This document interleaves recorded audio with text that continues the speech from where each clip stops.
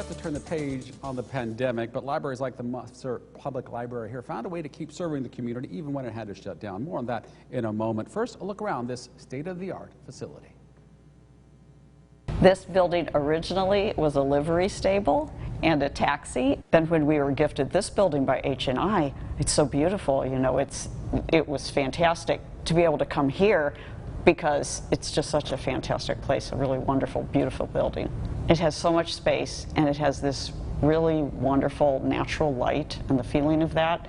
We have a children's department that is separate to itself, and so that's, you know, a really nice sense of security for parents and families. It's just it has all of these rooms that can be used as meeting rooms or study rooms, so it's really a community center. And so the official name of our library is Muscatine Public Library and H&I Community Center. And I love what they did. I think it's just so beautiful because it lets the light in, and it's got the old wood on the rafters. It's got the exposed brick in places, especially the basement. It's got this really, really beautiful wood floor. So when we took it, there were very few changes that we had to make.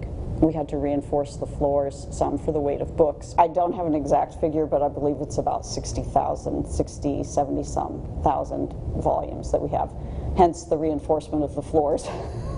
It's really evolved at this point to be an institution that helps get materials and information of other types into the hands of people who need them. The library is very focused on supporting families and students, children, but anyone who's needing information, people who come in to do job searches or who want to use computers. We feel that it's one of our biggest mission points to equalize access to materials and to information. It puts us at the heart of where people come to talk together and to meet together. I just think it's the most gorgeous building, and we're lucky to have it. You just heard Betty Collins to tell the story of this library. She joins us now live and in person. Great to see you. Hi, Jim. You are the children's librarian here. This is certainly just a great space for a library. I think whatever has been done here is remarkable to see. How hard, though, was it for you guys to close last year? It was hard because, you know, public libraries are all about serving the community, and we've always encouraged people, you know, of all ages to come into the library and to make themselves at home and to use the computers or get information or books or come to programs just as much as they could. You know, we really have thrived on that. And so when we had to close our doors briefly and then to restrict some of our services, that was really painful for all of us. And it's such an incredible investment here for sure. People obviously, though, did had more time to read during the pandemic. What did your team as a library do to make sure people could get the materials that they wanted? Well, our director, Pam, is a person really of action, and she knew right away that we were going to have to go outside of our comfort zone a little bit in order to bring the library to people if they couldn't come to us. And so she made sure that we were able to just connect with the community in lots of different ways. We increased our Wi-Fi capability. We made sure our Wi-Fi would cover the entire parking lot, which, as you've seen, is large, so that people could come and just pull up any time of day or night and do their homework or log in using our Wi-Fi.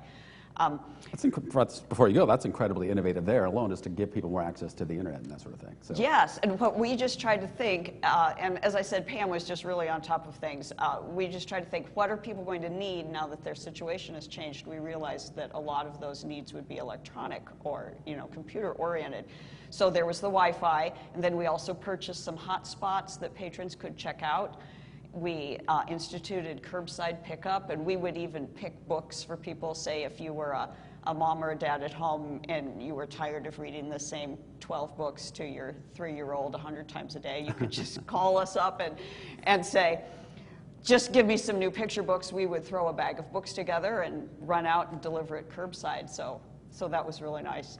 And then we also helped at the meal sites. We offered some free books that children and parents could pick up at the meal sites when they would go to the schools to get their free meals during the pandemic. That is a very personal touch. Quickly, we only have a few, like maybe 30 seconds. What special events were you guys able to hold?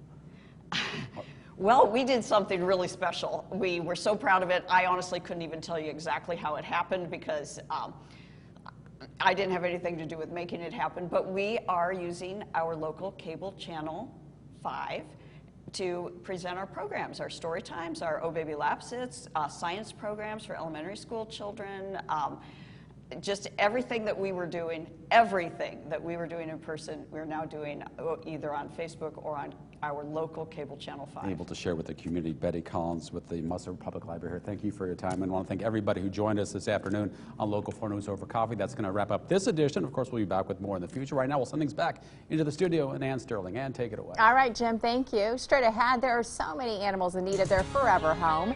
How one dating app is using that service to connect people to these lovable pets. And many cleaning up tree debris after yesterday on a blazing hot day today, though.